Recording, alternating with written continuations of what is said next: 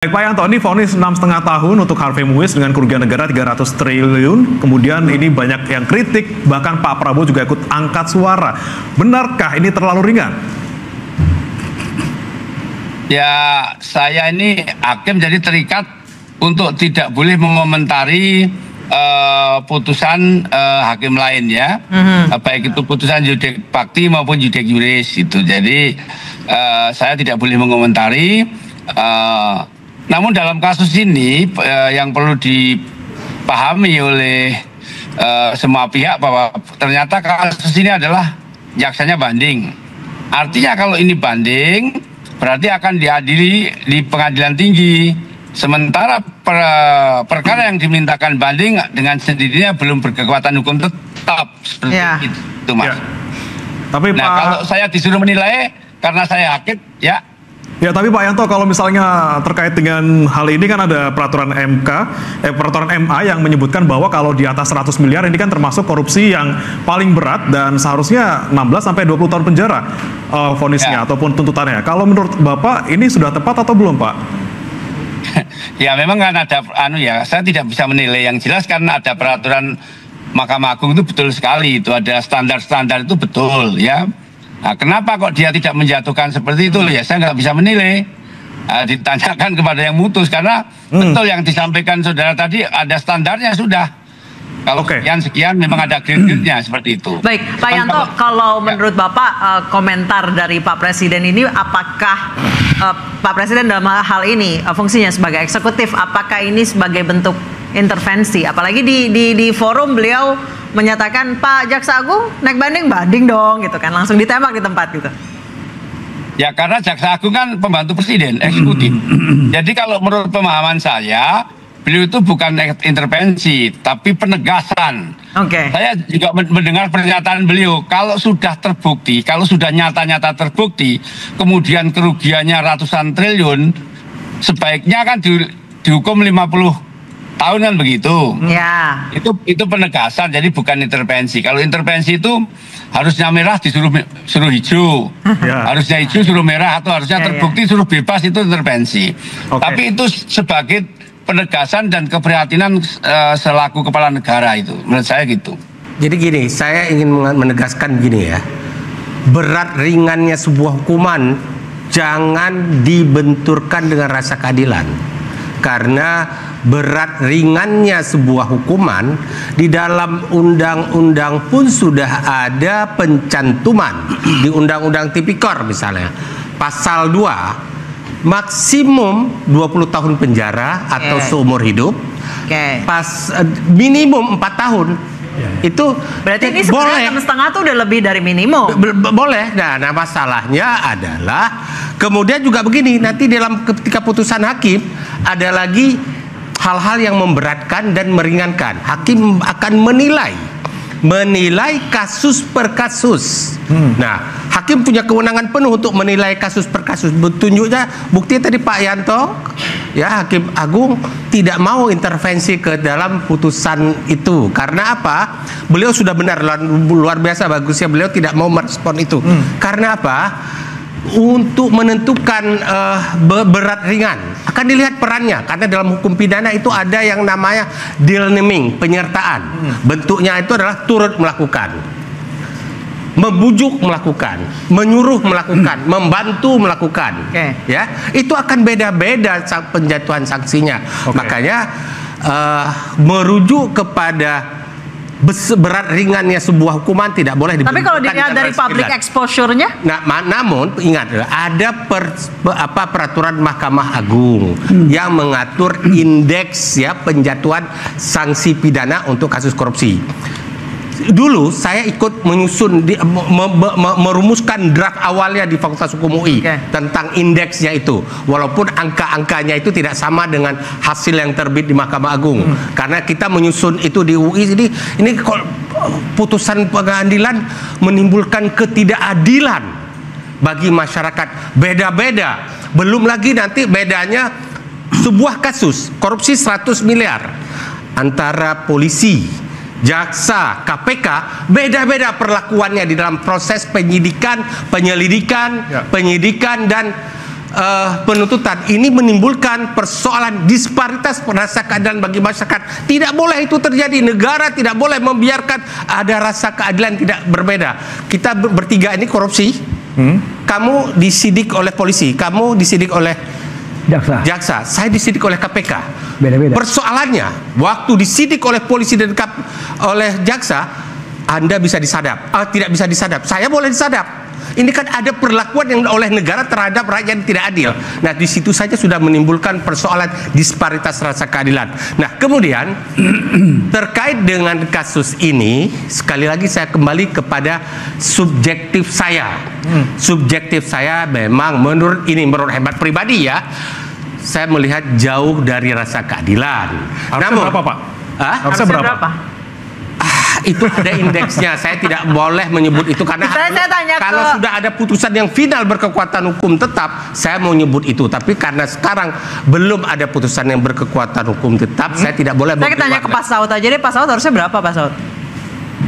Maksudnya gimana? Harusnya berapa tahun? 300 triliun kerugian negara, walaupun itu adalah kerugian ekologis ya. Pengalaman saya kalau di Undang-Undang KPK itu kan pimpinan KPK itu penyidik dan penuntut. Jadi saya juga sebagai penyidik juga sebagai jaksa penuntut. Anda bisa bayangkan kalau mereka dalam paparan case-nya seperti ini kemudian diputuskan tadi pasal 2 umpamanya begitu ya. Terus masuk ke persidangan, kemudian ada yang bulat, ada yang gimana. Padahal udah jelas telak gitu ya. Nanti pada akhir menjelang kita menentukan harus dituntut berapa, kalau dia pasal 2 maksimal tadi 20. Kita duduk baik-baik, saya panggil jaksanya. Gimana? Gini Pak, gini. Enggak, gua nonton kemarin nih ngotot orang ini, saya bilang. saya ikutin semua persidangan itu, kan di media memuat itu berita itu ya. Nah kemudian itu tadi kembali lagi, hukum itu kan yang paling penting itu adalah hukum itu pasti nggak? Hukum itu adil nggak? Hukum itu bermanfaat nggak? Kan 3 hal itu yang harus dipegang. Adil pelaksanaannya, due process of law-nya dan seterusnya. Nah, kata 50 itu due process of law yang mana? Anda mau bikin 50, mau pakai apa gitu? Ya, saya ingin nambahkan apa yang disampaikan Pak Saud. Pak Presiden Prabowo boleh saja punya cita-cita untuk ini udah harus dihukum berat. Boleh saya, tetapi saya pahami beliau. Berarti angka 50 itu yang diubah mesti undang-undangnya dong? Ya, harus diperbaiki undang-undang. Beliau mungkin semangat pemberantasan korupsinya sangat tinggi, namun tentu seharusnya penasihat hukum di sekeliling beliau mengingatkan undang-undangnya maksimum 20 tahun atau seumur hidup. Karena pasal 2 dan pasal 3 Undang-Undang Tipikor disebutkan hukuman seumur hidup, pidana penjara 20 tahun maksimum atau seberat. Tapi ada pasal ayat 2-nya boleh hukuman mati dalam keadaan tertentu. Pak Saud, kalau Pak Saud mungkin akan seumur hidup atau mati? Hukum itu tidak boleh dibangun dengan dendam. Nih kita bukan bicara dendam nih. Ini kita lagi bicara negara indeks persepsi korupsinya 34, bro. Lu bayangin 34, cara lu melaksanakan hukum, kamu itu dari skala 1 sampai 100, sekarang ini oleh World Justice Project, kamu dinilainya tuh 24. Lu bisa bayangin, cara kamu menjalankan hukum, kamu nilainya 24. Terus kemudian pidato kayak begini nih, dunia luar berkata, ya gini caranya, ini dendam atau apa nih? No, you talking about hukum, nothing to do with dendam. Apa yang disampaikan Pak Saud ini begini, menariknya begini. Kamu bisa sebutkan ke saya satu saja sektor mana dalam kehidupan berbangsa dan negara yang tidak korup di negara kita ini sekarang? Luar biasa. Itu korup yang paling parah justru terjadi di aparat penegak hukum sendiri. Nah, itu yang harus kita benahi. Jadi semangat Pak Prabowo ini bagus luar biasa, tapi harus kita tempatkan dalam ranah hukum yang benar. Terakhir saya ke Bang Putra dulu. Bang Putra, kalau Anda melihat teknisnya ketika persidangan dan kemudian melihat peran-perannya Harvey Muiz di persidangan dan juga di kasus, Anda melihat 6,5 tahun ini cukup atau kurang atau harusnya lebih maksimal lagi? Terima kasih Bremana. Jadi atau menurut Anda terlalu banyak 6,5 tahun? Hakim itu harus dianggap benar ya, sebagai harus dianggap benar. Res judicata pro veritate betul.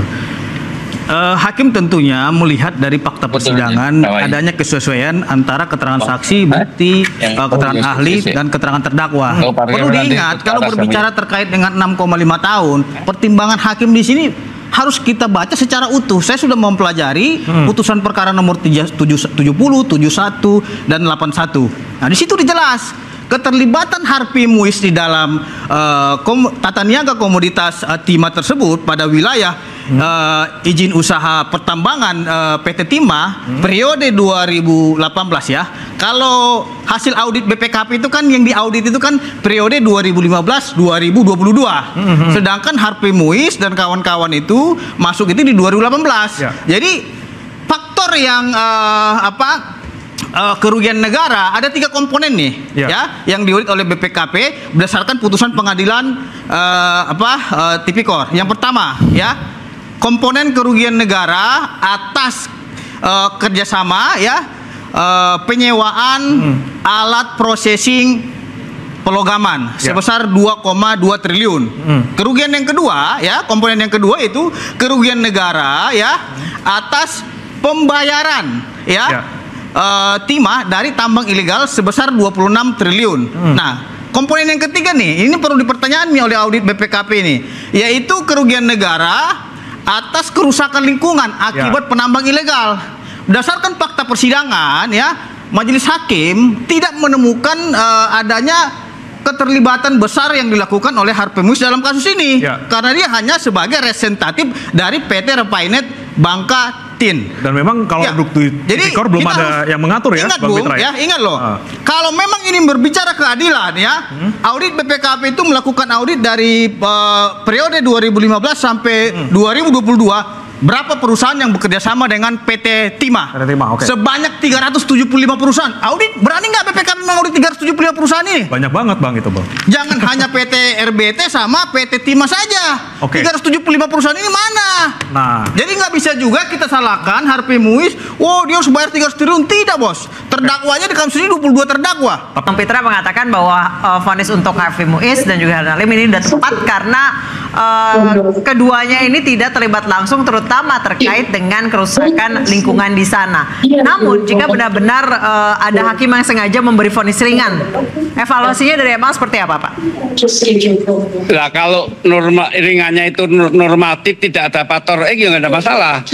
Cuman kalau ringannya ada faktor X itu yang bermasalah. Faktor X itu maksudnya apa Pak Yanto? Ya maksudnya ada sesuatu kayak yang terjadi di Surabaya. Ya itu harus di ini. Tapi kalau ringannya itu sesuai dengan hati nurani, tidak ada embel-embel, ya sah-sah saja. Kalau Anda melihatnya di kasus ini gimana Pak? Oh, saya nggak bisa menilai kasus yang berjalan. Nanti saya kena semprit. Ya. Tapi Pak Yanto ini kan masih dibanding nih Pak. Nah nanti kan kemungkinan kalau misalnya kurang puas masih bisa kasasi ke MA. Nah kalau di MA sendiri nanti seperti apa nih Pak? Yakin ataupun bisa memenuhi rasa keadilan masyarakat juga atau seperti apa? Ya putusan MA kan dalam praktek yang tadinya bebas kalau di MA bisa terbukti. Dan sebaliknya tadinya terbukti di MA terbebas bisa-bisa saja. Dan kebetulan waktu Pak Saud masih jadi pimpinan KPK, saya jadi ketua pengadilan negeri Jakarta Pusat itu. Ya, saya waktu itu ketua PN Pusat, jadi barangkali bisa dilihat ya. Cuman kalau saya tidak bisa menilai putusan dan tidak bisa mengandi-andi. Ya karena itu tadi kan rasa keadilan saya dengan hakim agung yang lain kan juga berbeda toh. Jadi saya tidak bisa mengandi-andi gitu Pak. Kita ke Prof. Yang kritisi beliau. Biarlah beliau-beliau itu yang mengkritisi, kalau saya nggak bisa. Kalau Pak Saud, Pak Nasrullah itu bisa mengkritisi. Kalau saya tidak bisa. Karena terikat kode etik Pak. Siap, saya ke Pak Asrun. Pak Asrun, kalau dilihat dari vonis ini, apakah memang sudah waktunya Undang-Undang Tipikor ini direvisi karena sudah terlalu basi? Sebentar Pak, kita say goodbye dulu ke Pak Yanto karena sudah mau naik kereta. Terima kasih banyak Pak Yanto telah bergabung bersama kami di Interupsi. Hati-hati di jalan Pak Yanto. Silakan Prof. Ya, kalau kita lihat kasusnya, jadi kita harus melihat peran dan kemudian efek kerugian ditimbulkan dari peran itu, ya kan? Karena kan korupsi berjamaah ini, masing-masing person peran langsung ataupun tidak langsung ya. Ini harus dilihat. Kita harus tadi Bang Pitra memisahkan itu soalnya. Kita harus fair juga melihat porsi perannya di mana, pertanggungjawabannya gimana, dan pembuktian di pengadilan bagaimana, ya kan? Itu baru nilai secara fair. Memang kasus-kasus yang menyita perhatian masyarakat ini menjadi trigger, ya kan? Sampai-sampai ada suatu pepatah mengatakan no viral no justice, ya kan? Ya. Jadi kalau nggak viral nggak ada keadilan. Tapi ini viral, Dan justisnya begini kemudian saja. kalau menurut saya ini memang kosnya mega korupsi, sekian triliun, ya kan? Walaupun misalnya dikatakan ini kerugian akibat lingkungan, ini kerugian akibat bisnis ilegal, ini kerugian karena ini. Jadi perannya di situ, dan kemudian pembuktian di pengadilan, ya kan? Jadi jaksa ini harus maksimal untuk membuktikan itu, ya kan? Kalau misalnya pengacara, penasihat hukum dari terdakwa, pasti dia akan cari celah untuk membela kliennya. Ini kan situasi yang dalam apa namanya business as usual, ya kan, legal practice seperti itu. Nah, saya lihat memang kalau ada kayak gini-gini, misalnya katakanlah menimbulkan pertanyaan di masyarakat, maka tidak ada salahnya juga, misalnya kemudian dibentuk di Mahkamah Agung atau misalnya di Pengadilan Tinggi eksaminasi, atau kita tunggu nih, jaksa kan mau banding ya kan, jaksa kan banding terhadap putusan ini. Jadi jaksa itu harus memberikan argumen dulu, karena jaksa ini mewakili negara, mewakili kepentingan negara, kemudian dia berhak menuntut yang lebih tinggi. Kalau kita lihat tuntutan jaksa 12 tahun, saya kira itu make sense ya kan melihat ini. Tapi sekali lagi peran Harp ini di mana? Peran yang lain di mana? Peran Lim, Nona Lim di mana? Jadi kalau menurut saya peran dan tanggung jawab itu harus adil ya, baru kita. Kalau soal perasaan keadilan masyarakat, itu satu pernyataan umum. Kita sulit mengukur. Ya kan, misalnya kemudian dibandingkan antara maling ayam, maling jemuran, kemudian koruptor, itu sense of justice. Ya kan, itu rasa keadilan masyarakat. Kemudian kok maling ayam dapat sekian, kemudian yang koruptor yang ini, kalau misalnya kita, dan ini menurut saya ini ya kalau kita bagi ya, ya misalnya Pak katakanlah kalau misalnya kita pakai apa namanya pemikiran awam, 300 triliun bagi 6,5 tahun, kira-kira dapat untung berapa? Karena begini ya, di dalam praktek korupsi ya, dalam suatu riset, saya ini pendiri awal ICW bersama Tete Matsuki, ada kalkulasi untung rugi, ada kalkulasi berapa didapat, kira-kira efek yang akan ditimbulkan berapa. Ini sudah kalkulasi perhitungan. Jadi orang masuk di dalam praktek bisnis yang nyerempet bahaya, yang nyerempet aturan, yang melanggar aturan, itu pasti sudah ada hitung-hitungannya. Nah, karena itu kalau saya lihat, kalau Pak Prabowo marah, udah 50 tahun aja. Memang Pak Prabowo ini mewakili perasaan keadilan masyarakat, sense of justice. Jadi dia tidak bicara dalam rangka legalitas. Kalau dia bicara legalitas, dia tanya dong Menteri Andi Aktas tuh, ini korupsi maksimal berapa ya? Kan nggak begitu. Jadi dia, saya lihat ya Pak Prabowo ini semangatnya luar biasa, ya kan? Kalau kita ikutin kata Pak Prabowo 50 tahun, berarti harus ganti undang-undang? Enggak dong. Jadi kita kalau misalnya Pak Prabowo ini kan dia bicara dalam rangka semangat berat korupsi. Itu retorika jadi saja, bukan legolim. Retorika Pak Prabowo ini sebagai mewakili sebuah semangat. Bukan aturan itu Pak Prabowo tuh.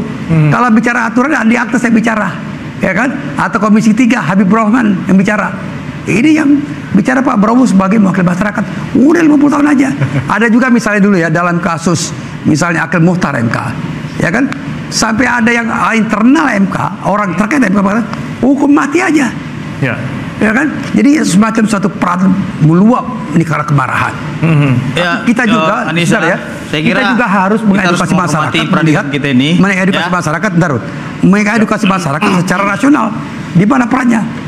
Nah, tapi saya cenderung untuk mengatakan ini semacam social control. Kemarahan masyarakat, kegusaran Pak Prabowo, Presiden Prabowo, itu mewakili semacam sense of justice, semacam social control. Kira-kira begitulah. Saya ingin bertanya sama Bapak dulu. Bapak sudah baca putusan nomor 71, 81 sama 72? Pak, saya tidak baca putusan. Saya tanya dulu, nggak baca. Saya tidak baca putusan. Jadi tapi saya artinya begini, saya biar kita tidak omong-omong juga ya, mengenai dengan kasus ini juga, saya menganggap ini belum tuntas. Karena ini yang dipenggal hanya kerikil-kerikil saja gitu loh. Maksudnya? Nah, kalau memang mau dipenggal, penggal semuanya. Maksudnya? 375 perusahaan itu harus diaudit semua. Kan yang diaudit yang paling besar itu, tunggu dulu. Yang diaudit kan cuma PT RBT, PT Timah, ada tapi nanti jadi nggak fokus dong. Ada CP-CP. Nggak satu-satu dulu. 375 ini tuntaskan dong. Satu-satu dulu biar fokus nggak hakimnya. Oh, nggak bisa seperti itu. Hukum itu nggak boleh tebang pilih gitu loh. Kalau memang mau fight ya fight, tempur semuanya gitu. Jangan nanti PT RBT karena memang dia ada ketersinggungan sehingga kita caplok dia, nggak bisa seperti itu. Saya sangat pendapat bahwa itu harus dituntaskan semuanya. Tapi tidak berarti kalau tidak perusahaan yang bekerja sama dengan hukuman jadi ringan itu nggak benar. Dari 2015 sampai 2020 harus usut tuntas. Gitu. Jadi kalau berbicara Harvey Muiz, mohon maaf Pak ya, saya sudah baca pertimbangan hakim dalam mengambil keputusan terhadap Harvey Muiz. Ya, hakim menganggap keterlibatan Harvey Muiz ini tidak memiliki peranan yang lebih besar. Makanya saya setuju dengan Bapak, peranan masing-masing harus dibedakan. Nah, seperti Suparta itu Pak didenda Pak 4,5 triliun Pak. Membayar uang pengganti kerugian penjara dan 8 penjara 8 tahun. Nah, ada lagi Suwito Gunawan 8 tahun. Uang pengganti kerugian 2,2 triliun. Robert Indarto 1,9 triliun. Jadi di sini banyak Pak yang bayar triliunan juga. Kita hanya melihat 6,5 tahun tapi 210 miliar. Tidak, terdakwa dalam kasus ini juga banyak. Tapi kita mengharapkan dari audit BPKP tersebut jangan sepotong-sepotong mengauditnya. 375 perusahaan yang bekerja sama dengan PT Timah Tbk harus diusut tuntas. Karena apa? Audit BPKP ini kan mengaudit dengan 3 komponen tadi yang saya bilang tadi, ya, dari 2015 sampai 2022. Nah, dari 2015 kan sudah ada jumlah keseluruhan yang bekerja sama dengan PT Timah sebanyak 375 tadi. Hakim berpendapat terkait dengan kerusakan lingkungan di sana itu yang mentotalkan 271 triliun itu akibat penambang ilegal. Apakah jumlah 300 ini masuk dalam penambang ilegal atau mafia? Ini harus diungkap gitu loh. Nah, jangan juga kalau PT RBT jelas hakim bilang mereka memiliki izin, jelas IUP-nya dan IUJP mereka memiliki. Sama dengan PT Timah juga memiliki legalitas yang jelas. Tinggal yang 372, 73, 71 ini yang harus diungkap. Apakah mereka memiliki izin dengan bekerja sama dengan PT Timah ini gitu? Jangan juga ini hanya sebatas omon-omon ya, kita berbicara keras tapi nyatanya ada di belakang ini yang tidak terungkap. Ini yang harus diungkap. Apalagi seperti apa nih Saud nih yang harus Bang Saud coba boleh. Dan itu penting kita dukung bahwa itu harus diungkap semua. Tetapi tidak berarti karena yang lain belum diungkap, yang ini boleh dihukum ringan. Itu penting menjadi catatan. Tapi saya sekali lagi mengatakan tadi, tolong ingat, saya sudah mengatakan peran masing-masing dalam deal naming, ada yang membantu dan segala macam. Saya sudah gunakan itu. Tapi ingat loh ya, kembali ke pertanyaan Anda, apakah undang-undang tipikor ini perlu direvisi? Saya tunjukkan saja satu, pasal 2. Denda paling banyak 1 miliar rupiah. 1 miliar itu menurut Anda sekarang masih jumlah yang fantastis apa udah apa sedikit? Saya pengen ingatkan dulu kepada seluruh penegak hukum, jangan karena viral hukum ditegakkan. Tidak boleh kita terjebak no viral no justice, ya. Meskipun viral apapun, hakim harus tegak lurus dia. Ya, itu satu yang prinsip yang paling penting. Yang kedua adalah undang-undang tipikor ini sudah lama ingin kita rubah. Tetapi waktu awal-awal kita melakukan pembahasan draft awal itu sudah ditentang oleh berbagai pegiat di bidang LSM di bidang ini.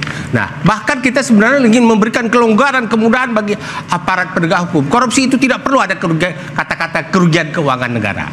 Nah, di undang-undang ini menarik, undang-undang tipikor kita ini merugikan keuangan negara atau perekonomian negara. Dalam kasus ini, ya saya harus fair ngomong apa ada. Bukan berarti terdakwa yang kita permasalahkan ini dia korupsi uang negara sebesar 300 triliun, tidak. Tetapi akibat penambangan itu merugikan perekonomian negara 300 triliun untuk memperbaiki keadaan yang ada di lapangan. Dan menurut saya kerusakan alam itu tidak ternilai harganya. Bahkan lebih dari 300 triliun. Melakukan penambangan itu siapa? Saya tidak mau bicara person per kasus. Saya bukan lawyer dari yang bersangkutan. Jadi saya bicara ini adalah pendidikan kepada masyarakat. Nah, kalau jadi biar jelas juga saya tidak mau dalam kasus ANSIS. Jangan ditarik saya dalam kasus ANSIS. Saya bukan lawyer dari itu ya. Kemudian yang harus diperbaiki adalah undang-undang tipikor ini, ya. Sekarang sebenarnya di pasal kalau misalnya 20 tahun tidak adil, misal mau ikuti keinginan Pak Prabowo, hukum aja seumur hidup, boleh kok dimungkinkan. Dan sudah terjadi beberapa kasus, ada 4, 5, 6 kasus saya seingat saya yang sudah pernah dihukum seumur hidup sehingga saat sekarang yang bersangkutan masih dalam LP. Nah, kemudian kerugian denda. Jadi sangat menarik kasus korupsi ini. Ada prinsip hukum di dalam hukum pidana kita, KUHP pasal 10, pidana pokok tidak boleh jatuh double. Misalnya pidana pokok apa? Pidana mati, penjara seumur hidup, penjara, kurungan, dan satu tutupan. Ya. Itu tidak boleh, maaf ya, ada satu lagi denda. Tidak boleh double, ada pidana penjara ditambah denda, itu nggak boleh, kecuali di Undang-Undang Tipikor. Ada 2 pidana pokok, penjara dan denda. Bahkan ditambah satu lagi kerugian, ganti kerugian keuangan negara, ganti kerugian. Nah, itu yang angkanya besar-besar. Nah, saya mengatakan di sini paling sedikit 200 juta, paling banyak 1 miliar. Ini angka ini sudah harus dibenahi. Angka-angka ini ya. Berapa paling banyaknya? Saya tidak bisa menjawab, itu harus dilakukan kajian. Tidak bisa asal jawab. Nah, kembali kepada omongan Pak Prabowo, saya sepakat tadi dengan apa yang dikatakan oleh Prof. Asrun, bahwa beliau punya semangat yang luar biasa untuk memberantas korupsi. Dan kita tepuk tangan dulu untuk Pak Prabowo. Namun semangat itu harus ditempatkan dalam frame hukum.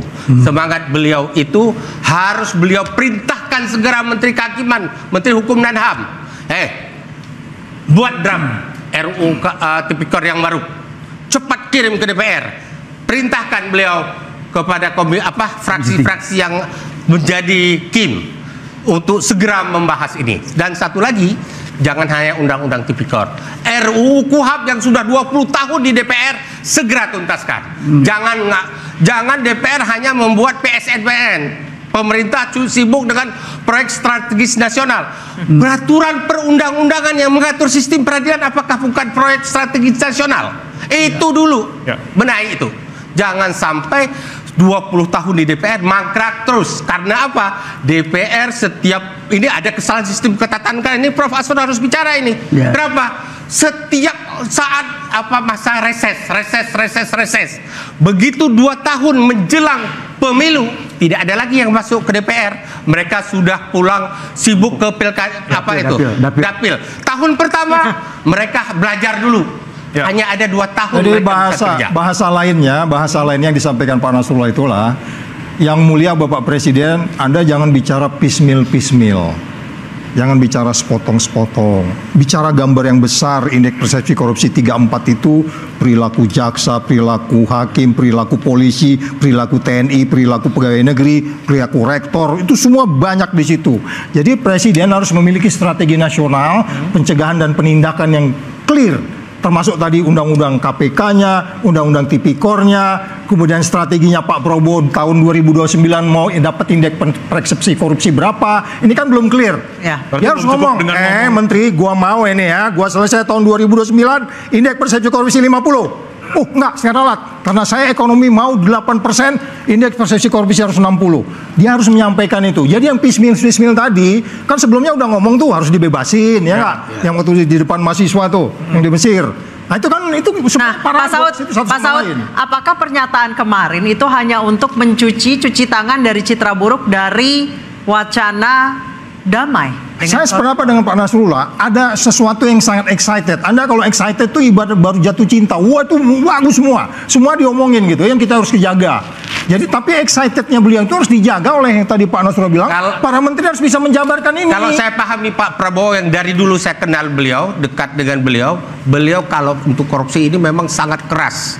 Sikapnya, saya tahu persis. Tapi para menteri bisa menjabarkan nggak? Beliau itu harus didampingi oleh orang-orang yang benar di bidang hukumnya, ditegakkan proses-prosesnya. Kemudian yang paling penting juga, undang-undangnya bagus, segala macam bagus, tetapi kalau indeks penggajiannya nggak benar, indeks biaya penanganan perkara yang nggak benar, akhirnya penegak hukumlah yang akan korup terhadap dalam kasus-kasus korupsi. Tapi gaji sudah dijanjikan Pak Nasrullah. Insya Allah. Gaji hakim sudah dijanjikan. Jadi maksud saya gini, piecemeal yang harus kita jaga dari Pak Presiden ini adalah, itu biarin aja yang teknikal. Pak Presiden berada di tempat yang sangat strategik, ngeliatin, ini ngaco nih, tuh kamu lihat tuh, ngesono tuh. Jadi silence gitu loh. Jadi kita paham dari hari pertama dia di KPU dinyatakan menang, beliau bilang kata pertamanya itu dia bilang menghilangkan loh, bukan lagi mengurangi korupsi. Ya. Itu spontan kata menghilangkannya. Jadi memang udah capek beliau itu ya untuk melihat itu. Jadi persoalan kembali lagi adalah, tapi dia harus berada di tetap posisi yang sangat strategik. Jangan ngaturin yang taktikal nih, biar aja urusan hakim. Tapi dia baca laporan, ada Lemhanas, ada Bappenas, ada BIN, ada yang lain-lain, itu baca laporan yang strategik itu, gua mau seperti ini, panggil, gua mau seperti ini, strategi nasionalnya seperti ini, jangan Anda mencegah aja nih, penindakan juga perlu. Nah kalau itu dilakukan komprehensif, kita akan bisa naikkan indeks persepsi korupsi. Pak, saya yang paling penting adalah beliau harus tunjukkan dulu kepada beliau, keluarga, kerabat dekat, tidak ada di dalam lingkungan KKN. Kalau di lingkungan beliau nanti melakukan langkah-langkah kayak begitu, itu walaupun beliau punya semangat, tapi di lingkungannya itu model-model kayak masa lalu, saya tidak mau sebutkan periode mana, tetapi pernah sebelum beliau itu, ya akhirnya itu yang saya bilang Pak Nasrullah, Pak Presiden harus mampu memenjarakan orang yang paling dekat dengan dirinya kalau korupsi. Itu paling setuju itu ya Pak? Setuju sekali. Ya harus begitu. Itu yang dilakukan Anwar Ibrahim, Lee Kuan Yew dan lain-lain. Ya kemudian indeks persepsi korupsinya di atas kita. Sekarang mereka contohnya tuh ini Pak SBY kan, dibiarkan biasanya ditahan, ya diponis, bahkan masuk penjara. Dan itu indeks persepsi korupsinya naik tuh, naik dia. Nah itu. Oke, berarti kalau untuk solusi yang tadi disampaikan oleh Pak Nasrullah untuk Undang-Undang Tipikor direvisi, masuk akal? Saya kira ada beberapa yang harus direvisi ya. Harus. Saya sepakat. Ya, kemudian juga KUHAP. KUHAP itu sekarang ada beberapa pasal mati, ya kan? Dan saya kira udah terlalu tua. Update ya. Jadi menurut saya bisa diupdate. Dan kemudian terkait dengan semangatnya Pak Prabowo, memang dibikin semacam kayak apa ya? Rencana aksinya apa? Ya kan, kerangka besarnya apa? Kemudian baru susun masalah. Saya kira disinilah pentingnya tim hukum dari presiden, ya kan? Think tanknya apa gitu. Jadi kontribusi think tank ini penting karena presiden semangatnya harus dijalankan, diwujudkan dalam bentuk kebijakan-kebijakan hukum, peraturan-peraturan baru bisa jalan, ya kan? Yang saya tangkap itu. Dan mungkin juga ada satu catatan juga yang bagus ya. Saya kira Komisi 3 cukup responsif ya. Ada hal-hal cukup responsif. Ini bagus sekali Komisi 3. Ada case dia undang, ada case diundang. Jadi dia dengar. Jadi Komisi 3, tapi tidak berhenti di situ Komisi 3. Komisi 3 harus menerjemahkan apa kira-kira pikiran besar dari Pak Prabowo. Saya harus berhenti di situ. Baik, tadi semangatnya Bang Pitra adalah membongkar 375 kasus terkait yang bekerja sama dengan PT Timah. PT Timah Indonesia. Sejak di areal yang sama sampai 2022. Kita harus memberikan apresiasi kepada Presiden Republik Indonesia karena di balik pernyataan-pernyataan daripada Bapak Prabowo ini mungkin orang tidak tahu. Seperti diam-diam mungkin akan memaafkan koruptor. Menurut saya itu merupakan suatu strategi ya bagi kasus-kasus yang belum terungkap. Karena kan kasus belum terungkap ini kan banyak juga kalau belum tahu. Jadi kalau memang ada yang belum terungkap, dia mengembalikan, apa salahnya? Kan gitu. Saya kira ini suatu strategi yang bagus dan terobosan baru kalau pemikiran kita positif. Lalu kalau kita berpikir negatif, memaafkan itu adalah nggak baik kan gitu. Tapi mereka nggak tahu. Bertentangan dengan undang-undang ya, tidak terungkap ya, juga ada kasus kan gitu. Banyak juga kasus yang tidak terungkap.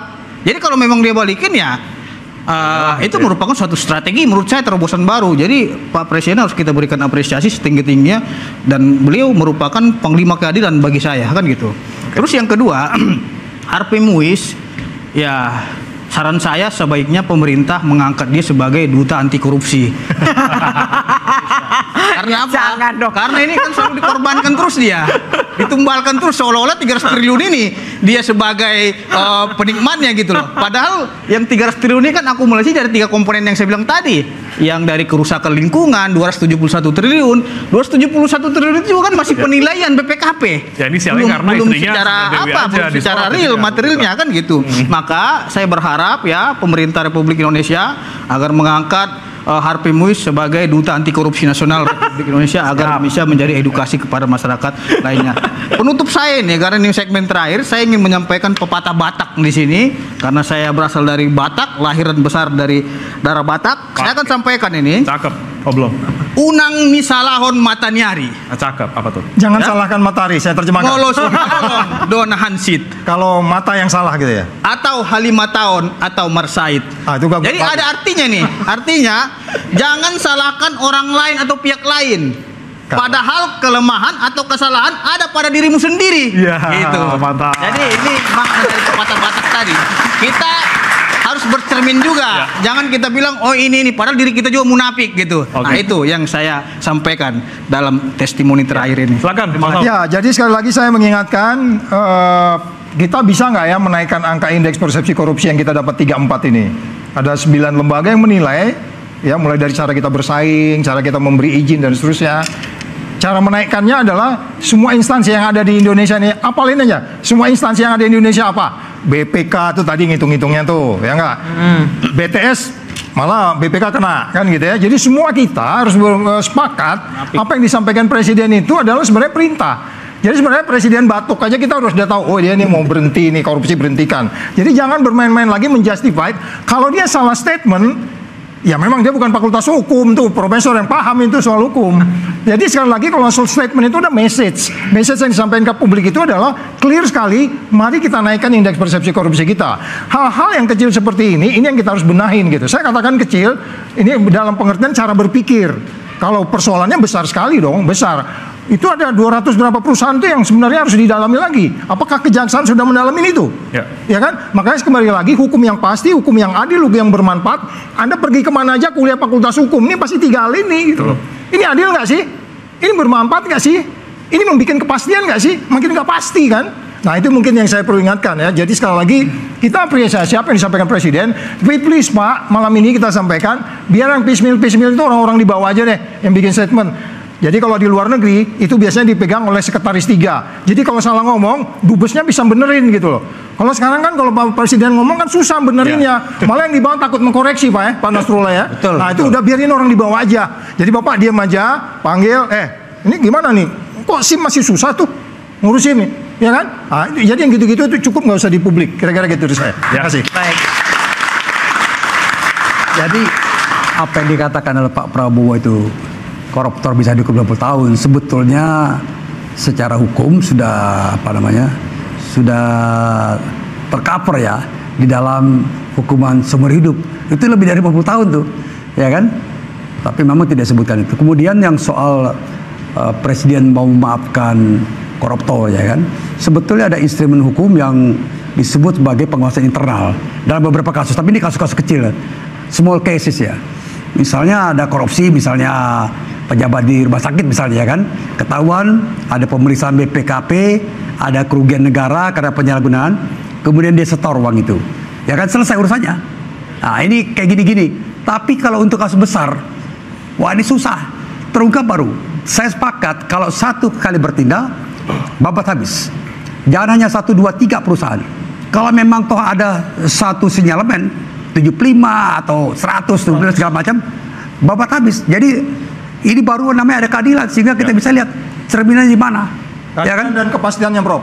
Kepastiannya, jadi saya kira itu penting. Dan kemudian ini kerja untuk buktikan juga Kejaksaan Agung bagaimana ini kerjanya, ya kan?